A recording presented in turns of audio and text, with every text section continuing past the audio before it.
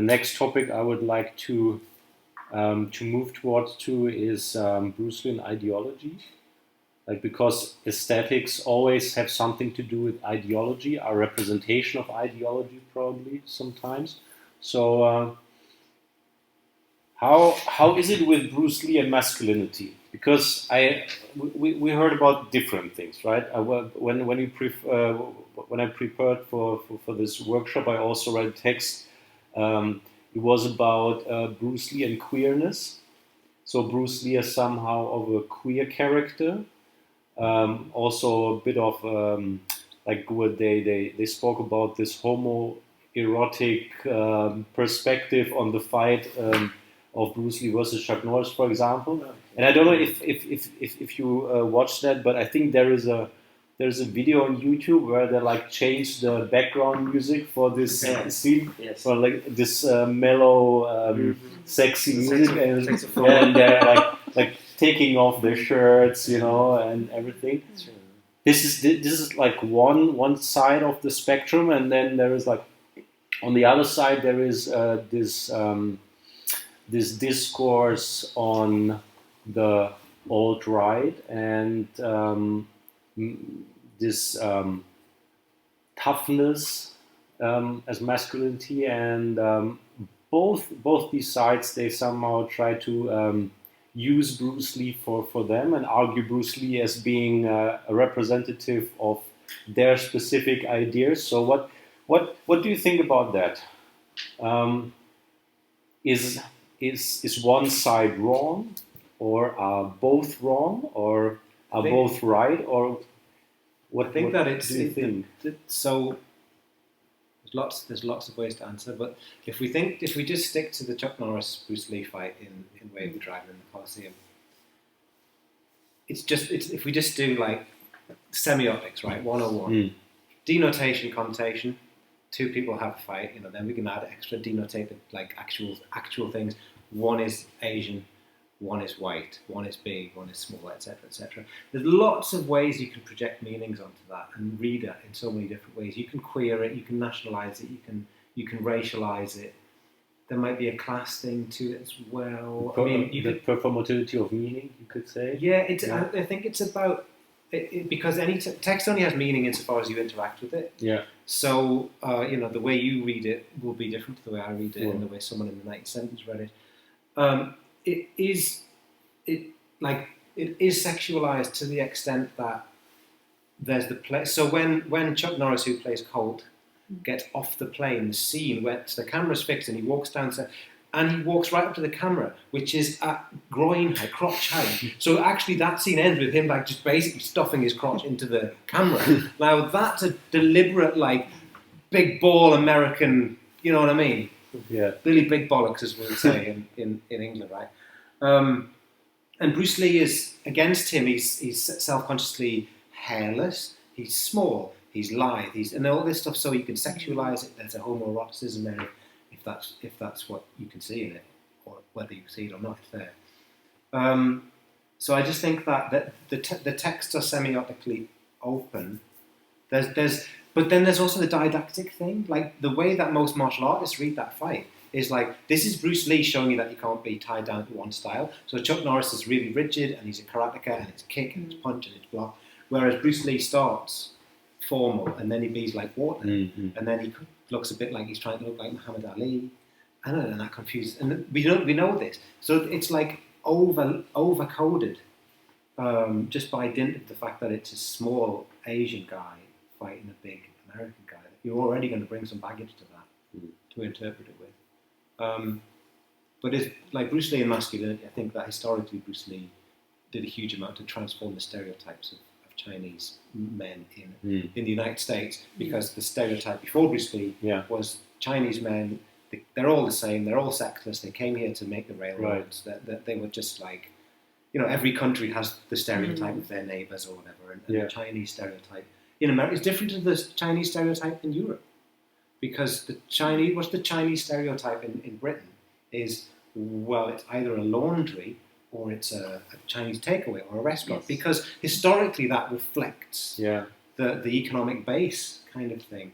So there's if you watch Bruce Lee from these different historical vantage points and geographical ones, then you see different meanings in the text.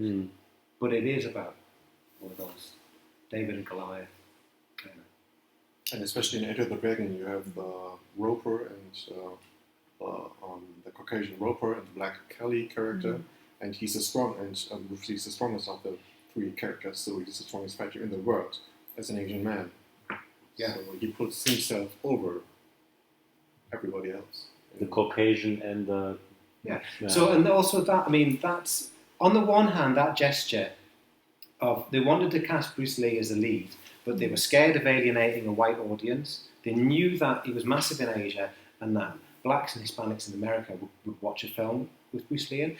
And they were like, okay, so we need a white actor though as well to be the lead, and we'll have a black one there because we want to get like black audience, we want black dollar here.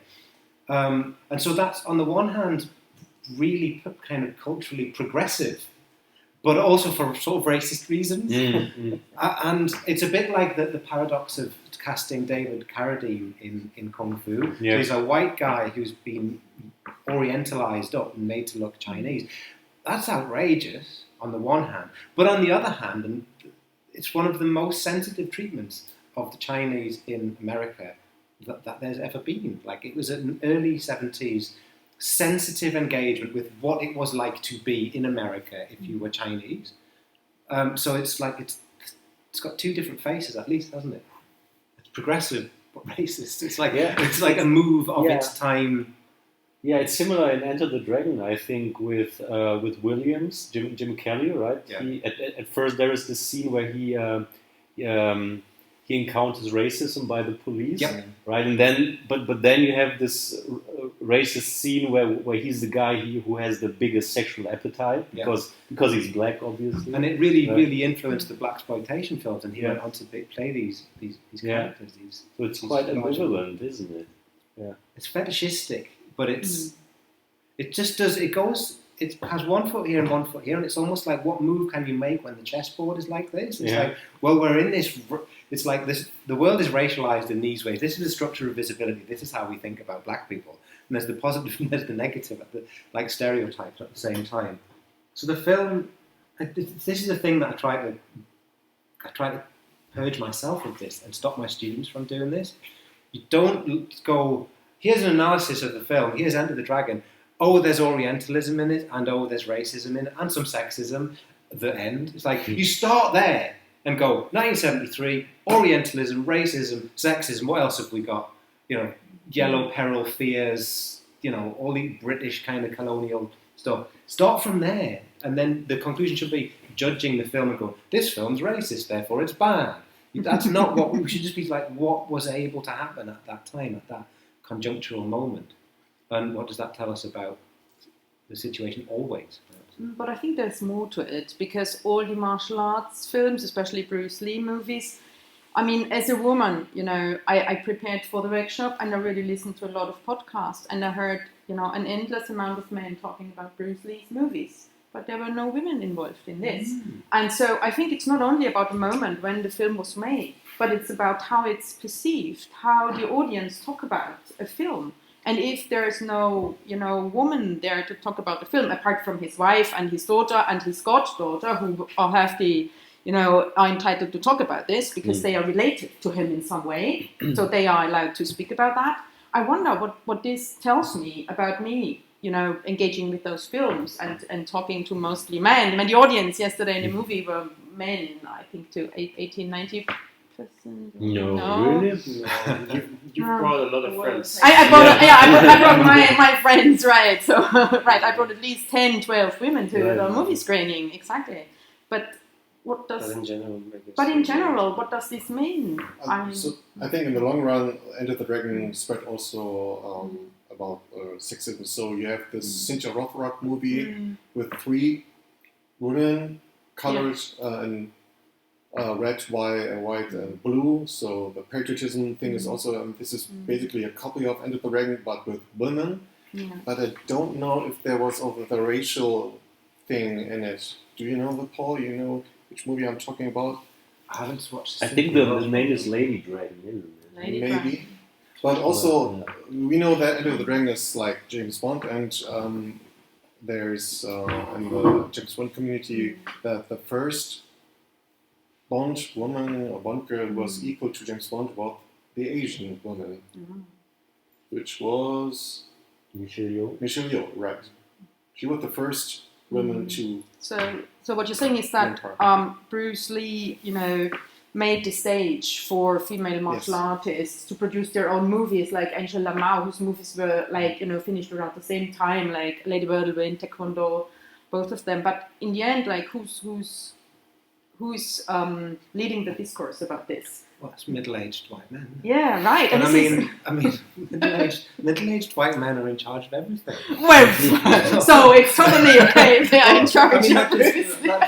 So I'm going to be surprised that a lot of middle-aged white men are talking about a martial arts film of the 1970s. No, but also the young men. You listen to all the movie review podcasts. It's the youngsters who take over the inspiration from their dads, and all of them have the story. Oh, I was only 12 and my dad brought this VHS tape, and we watch it at home with my friends. Everyone has their story. It's part of all of their biographies. But I claim it's not part of any of my friends' biographies because they didn't even know who Bruce Lee was.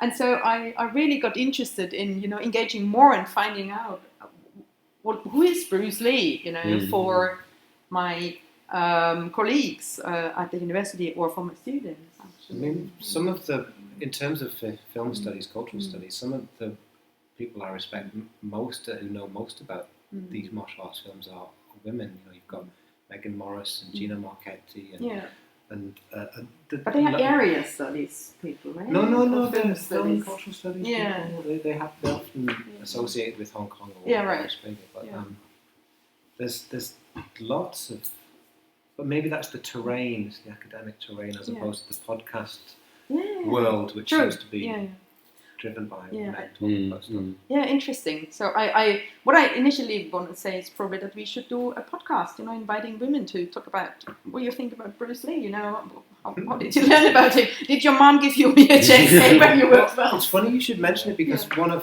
last year, one of my students who wanted to write about Bruce Lee, it was a girl and a young woman, and so she was passionate.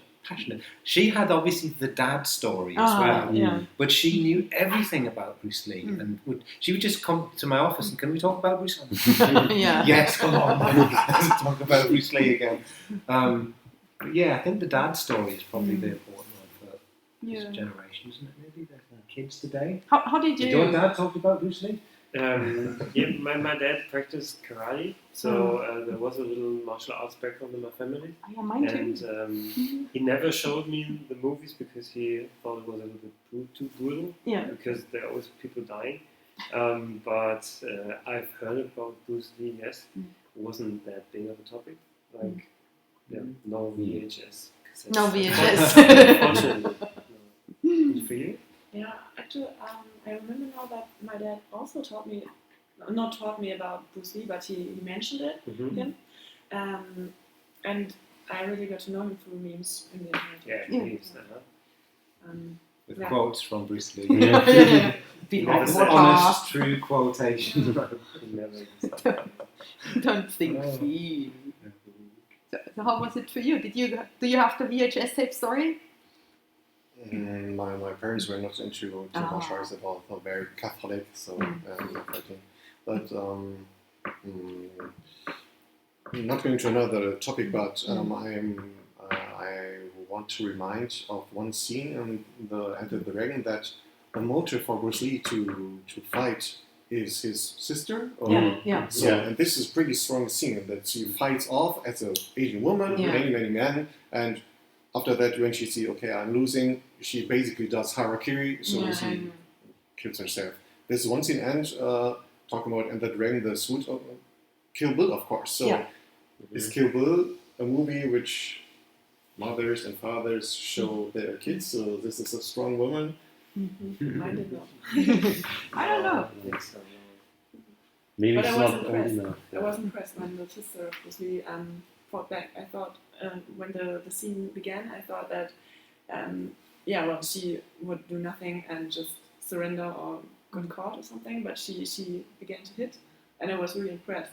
I really liked it. I mean, I thought she could easily get away. I mean, why did she, run into this building and started moving the stools and benches from left to right? I was like, no. Well, why do you think that there's a scene in this movie? Because that he's an agent, it would have been sufficient for his motive to fight against harm. So why this personal connection? And about this sister, not he himself has any connection with his sister. Yeah. Why is this in this movie? Because I think that Bruce Lee plays this kind of that orientalized monk thing where he doesn't have any, because he's a Shaolin monk, so he embodies that, and he embodies the lack of desire and all this sort of stuff. But he's got, so you've offended my family and you've offended the Shaolin temple. So those are the two things that that motivate him. And I think that personal dimension, it even has the flashback to him imagining his sister killing herself when he kills O'Hara. So he has to kill O'Hara for the personal reasons, and that's why it's really passionate. And when he kills Han, it's just like, well, that's business. Because you offended. You have offended Shaolin Temple business. My family. But like the sister, you would feel strongly about that. Yeah. It's also maybe the most intense facial expression he makes after killing him, right? Yeah. This. Yeah. Actually, now that you mentioned the scene with Angela Mao, there was one thing I noticed that occurs much often in other martial arts movies, the ordinary folks, and how they position themselves vis-a-vis the fighting martial artists. We saw the women on the upper floor, and she realized that Angela Mao was, fleeing from the guys, running away, and she closed the windows. And during last semester's film cycle with my students, we always discussed the role of the ordinary folks. Because usually they just, stand by, watch what's going on, don't do anything, are mesmerized. And I wonder if you have any, thing to say about the relationship between the hero and the ordinary folks. Because in the other Bruce Lee movies, there's more ordinary folks that, either wants to learn martial arts to defend themselves or do nothing. Yeah. I mean, Bruce Lee always, he's always an individual. He'll be, he's the hero for the group, the people, the migrants, the workers, the Jing school, but he does it on his own, and he'll often do it against their wishes. So he's got that individualism as well, but the kind of moral, ethical underpinning of it. It's something of this Western hero, isn't it? Like the gunslinger who comes to town and helps the. Or would you say that this is something different? Well, no. Like I often think about. I once saw a lecture about those Clint Eastwood films, the High Plains Drifter films, and it was by someone called Bonnie Honig, and it was doing a deconstruction of stuff. Jacques Derrida was there, and she was talking about like Clint Eastwood is someone who comes into the community, purges the violence, but he has to leave because you can't have someone like that in the community. Like the cavalry has to go because they can't be in charge. And Bruce Lee's a bit like that. Like it's almost like he has to die at the end of Fist of Fury because his entire approach to it is completely anathema to community itself. He's like, screw your rules. I'm going to go and kill the Japanese people. I think that it is very kind of Clint Eastwood and very like solo, lone, phallic kind of hero. Is it also due to the original when you speak of Clint Eastwood, so like the Chamara movies with Toshiro Mifune, like he's always the Ronin, he has no clan, he has no family, he has no name, he was the first one, he has no name, so this is a normal standard guy who doesn't belong to society. Okay. Yeah, I mean, you could think about that. For some reason, Slavoj Žižek jumps into my head. The real is not precisely the real. And so on and so on. Right? But we're talking heroes, I think, here, right? We're talking heroes. And Bruce Lee is a hero in his movies, right? Yeah. No. Sorted. Yes, that's it. Agreed. Let's stay with this topic for a bit longer, and let's switch a bit the perspective to how Bruce Lee is viewed as a Chinese representative, or if at all. Well, I think this is particularly interesting because what is Chinese and what is China, right? What are we talking about when we say China? We mean mainland China with, all its regions. They are definitely not Chinese. The last dynasty was not Chinese, it was Manchu. So what is it when we talk about China? What about overseas Chinese? What about Taiwan? What about Hong Kong? What about Macau? Yeah. So where is this China that we're talking about? And is it only an imagination that we keep in mind as, Westerners, like some orientalized China full of wisdom? But there is one thing that happened recently. I don't know when exactly the Quentin Tarantino movie came out, like Once Upon a Time in Hollywood. And 2019. Yeah, 2019. And Bruce Lee, he was part of this movie. And, he was shown as a pretty arrogant guy, talking a lot of, nonsense in the end. It seems not the real thing he was doing there. And then there was a fight and Brad Pitt smashed him, into the car. And then it ends, right? Someone interrupts the scene. And obviously, Chinese overseas were not happy with how Bruce Lee was shown in this movie, right? And even in mainland China, in online forums, they discussed that this was not okay and Bruce Lee was not like this and stuff like that.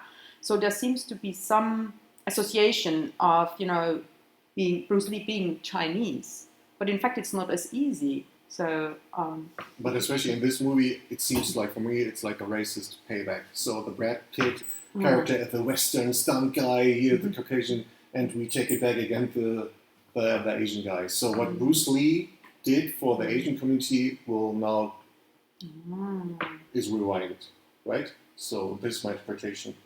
So reclaim of martial proficiency by Western people. What do you guys think? Why did he lose in this fight? He didn't lose. It was a draw. It was a draw. Apparently, Tarantino wanted Cliff Booth to beat him, and apparently Brad Pitt said, "I'm not going to beat Bruce Lee, right? I'm just not going to do that." So that's why they decided to interrupt the fight. But Tarantino does do payback, symbolic payback in this film. So like, Kill Bill is symbolic pay. It's Bruce Lee because he's it's Bruce Lee killing Dave Carradine. That's getting revenge on Dave Carradine for the damage that was the Kung Fu television series. I was going to say something else then, but I can't remember what it was. But I mean, there's one other aspect that is closely related to this image of the sick man of East Asia, I would say, because China was labeled as the sick man of East Asia towards the end of the Qing dynasty. And so I remember screening Fist of Fury here in my course with my students, and really, like, some of the students from mainland China, they were really touched and really celebrated the moment when Bruce Lee smashed the sign, Yachou Bingfu. With the kick, right? With the kick, yeah. And the guys in the Japanese dojo had to eat the paper it was written on, right? Oh, no. So he kicks the sign off the wall which says no dogs in Chinese allowed. Yes, that's the part. But he just smashes it, doesn't he? He smashes the... No, he throws it up, and then he jumps up. No. Later in the dojo. There's two signs. Sick man of Asia and no dogs in Chinese. He kicks the no dogs in Chinese allowed off the wall and then kicks it while he's in the air. But I think that he takes that and hits it against the wall and then tears it up. But both moments are really significant in how China sees its own history, how China writes its own history as kind of the experience of humiliation during the Opium Wars, and also this is some sort of imagined Chineseness or national myth. That feeds into Bruce Lee representing some Chineseness or representing China and ending the problem of being labeled as the sick man of East Asia. I think that's very kind of... That was something that was possible for Hong Kong filmmakers to do in the 1970s, when 1997 seemed like a very long way away, and the return of Hong Kong. I don't even know when they made that decision to choose 1997, but anyway. So there was a kind it was 100 years. There was like a longing for repatriation with the motherland or whatever, because the British were the problem. But then as 1997 gets closer, then you start to see Hong Kong films becoming really quite agitated about what actually pragmatically is this going to mean for us? So that symbolic Chinese ethno-nationalism, speaking to sort of Chinese everywhere, based on being the underdog and the rest of Definitely, but with Bruce Lee, it's ever changing. So during the protests in Hong Kong, when young people took to the streets to protest against, the reforms that make Hong Kong part of mainland China, they also used Bruce Lee, his kind of words, his colors. So they put up posters in black and yellow saying "Be like water." Yeah, right. So And also that the Chinese government produced this Bruce Lee TV series for the Olympics where he speaks Mandarin Chinese, which he never spoke indeed. So it seems like, they are trying to use him for some sort of purpose or ideological reasons. But it's he's sometimes here and sometimes there. Yeah, I think Bruce Lee is fought over symbolically and ideologically in lots of ways. That the making of that long-running television series in China about his adventures. I actually think that the kind of the Ip Man series of films was about symbolically reuniting Hong Kong and PRC, and then also the whiskey advert where he speaks the old Johnny Walker, right? Yeah, Johnny Walker. Yeah. So there's, every representation of him is in some sense a kind of appropriation of him. Or like Dragon, the Bruce Lee story is about, it's like 20 years after Bruce Lee died, and it's Hollywood reclaiming Bruce Lee as their own, and Hollywood kind of saying terribly sorry for being racist in the 70s and everything. And then you'll see what the Ang Lee film comes out like. I'm looking forward to that. Yeah. We shall see. And that brings us to our last topic, which is martial arts movies after Bruce Lee. So what can we expect of martial aesthetics in movies for the future, or is there probably a future for kung fu movies, classical kung fu movies, or not? So what's your take on that? What would you say? I think there's always a constellation, isn't there? So there's always the different genre of film available, and I think that, if you look at, say, Shang-Chi, and on the one hand it's incredibly multicultural and sort of progressive and multilinguistic and multilingual rather, but then it's also kind of hyper-orientalist in the Ta Lo scenes, this magical kingdom. And it harks back to older sort of wuxia styles of fight choreography. And then, I had a bit of a discussion about this because I basically lined up the fight scene with Gong Er and Ip Man in The Grandmaster and the Ta Lo fight scene. And it's Tony Leung in both of them. And the Hollywood version is much more orientalist and not very good. And I was kind of compare and contrast. And Jamie Coates was in the audience, and he was going, actually, that other film there, the newer one, the Marvel one, is in many ways closer to the style of choreography that you would have seen in the older wuxia. So I think there'll always be a market for that, and you've got people like Wong Kar-wai go back and make these martial arts films, and Ang Lee makes martial arts films, and but then you've got at the terrible end of the scale, sort of Marvel shit, which is going to get worse. But there was also this Iron Fist series, right? Yeah. And there was a Netflix documentary about the history of choreography in martial arts films and stunts. I can't remember what it's called now. But Iron Fist and Flying Kicks or something like that. And the argument in that is that the best fight scenes are always going to be made where there's the least legislation. So it's going to be, you're developing, it's going to be Africa, it's going to be Global South, where they're going, make a film here, that's fine, that's great. Bring it on. Laws, well, I haven't got any laws. just tidy up before you leave. But there's two things I have to ask you or come up with. One is like when we watched all the martial arts movies in last year's film course, my students were pretty much occupied with saying, well, but there's animals in the movie, and also in the Enter the Dragon. What about the cobra? You know, who took care of the cobra's needs and the other animals' needs? And the cat was put in the guillotine. I mean, this scene was, I think the cat didn't get hurt, but the cobra.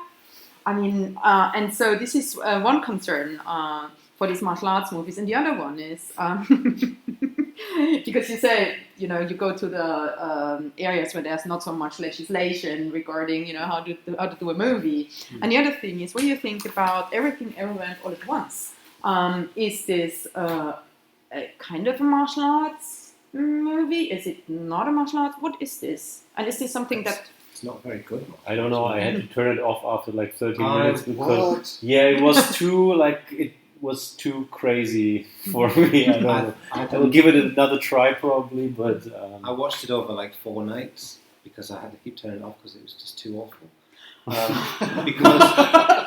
Because it's, you know, it's a pity that Jackie Chan didn't get the role, right? That first fight, I was watching the first fight scene. I'm going, okay.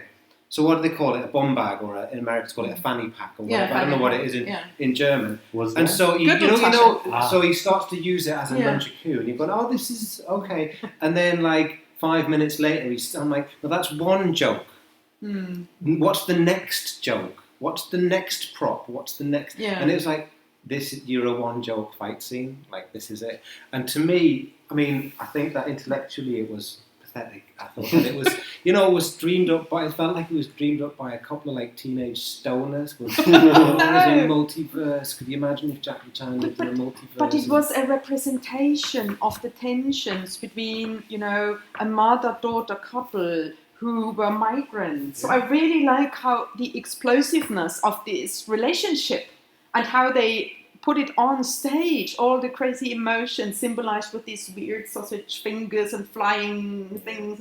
So I really enjoyed this. And also I enjoyed how they owned this kind of laundry, you know, and how ordinary they were as migrants, but how much went on within, you know, themselves. And they have never articulated anything about it, and so I really liked the setting and I enjoyed it very much. I'm on your side. Because one of the strong metaphors of this movie is the circle. So everything is going in circles. Yeah. There are always circles going on, and even the fight sequences, they do a lot of circling stuff, and the one scene when the guy gets the thing in his butt, and so it's also a circle. So even the fight scenes, the characteristics of the different characters are written with martial arts, and that is I think a recent development, that martial arts are used to flesh out the character traits. And maybe it started with Avatar, not the James Cameron thing, but the series. So the fire guys have the shouting style, and they are bad and mean. And then the water guys, water is always healing and so on, so it's more of the inner styles. So to combine specific martial arts or specific martial arts traits with the characteristic of the characters. And this is I really enjoyed this mother-daughter conflict becoming a martial arts fantasy. Yeah. But there's a long tradition of these mother-daughter diasporics, first, second generation. So you've got like there's pushing hands, there's the joy of the there's turning red, there's everything everywhere all at once. But then before that, you've got, if you go back to Bruce Lee, you've got rapid fire, which is Brandon Lee being Asian American, and his dad stood for something, and he doesn't know what he stands for. And like Gina Marchetti's analysis of the weird semiotics of being Asian American. And having to stand for something, but not just wanting to be left alone. And I think that's another one about like there's a theme, isn't there, about second generation? What is my cultural identity here? And we really are missing this here in Germany. You know, there should be many more movies about Asian or Chinese, you know, migrants or the younger generation being born here and how they, you know, engage with their lives. But maybe the new Kung Fu movie made in Berlin will be part of all of this. But we have in the stuntmen working for John Wick, they have nearly all of them have migrant background in Germany. So I need to catch up with my friend Chen. So you know that Michelle Yeoh still the scene in many of movies she did with Jackie Chan, and so I think this is a good decision not to integrate Jackie Chan into this movie, where Michelle Yeoh, for herself as a woman, can show her skills. Yeah. No, I thought that Michelle Yeoh was amazing in the film, despite the film. Like, I watched it because of her. It's a bit like, she's like the exact opposite of Keanu Reeves. Like, Keanu Reeves has been in some good films despite him. Like, the films are great, but he's in them. But like, Michelle Yeoh's in some crap, but she elevates it above. I think we should like screen. But I wanted to just thinking about Rapid Fire, and I remember watching that, and the fight choreography blew my mind, because it was pitched as Jeet Kune. It was essentially Jeet Kune Do. It was like weapons of convenience. You know, he throws a tray of knives and forks and spoons at the guy. He's kicking doors shut, and he's moving the way that Bruce Lee moved doing his Jeet Kune Do. But you watch it again now, and it's a bit like, nah. But that's what always happens when it comes to choreography. So like, you know, these I'm going to position you as kids today, looking at the fight choreography at Enter the Dragon, I'm probably going to go, yeah. I remember I made my daughter watch Breakdance, the movie, 1983. I think it was released also as Breaking or whatever it was called. And I made her watch it. She sat there going, nah, because the programs about dancing have moved on since 1983, and what made our heads explode then, he's walking backwards, he's making that sweeping brush dance, and like doing this with his arms, and things move on. And this is like, Peter Sloterdijk talks about this, like, we think we've conquered a summit, but then it becomes a base camp for the next thing, and the next thing conquers the summit. So that's inevitably going to be the future of martial arts choreographies. It has to somehow get more, or get different, or explore other vistas and terrains. I don't know. We had some discussions on realness. Maybe like the second question was about being real, and my students said like they really like the realness of it all, and they really enjoyed watching things that were real. And for sure they knew, because there was no CGI and there were no wires used in this movie. It was obvious, and I said it's good to see only the real stuff.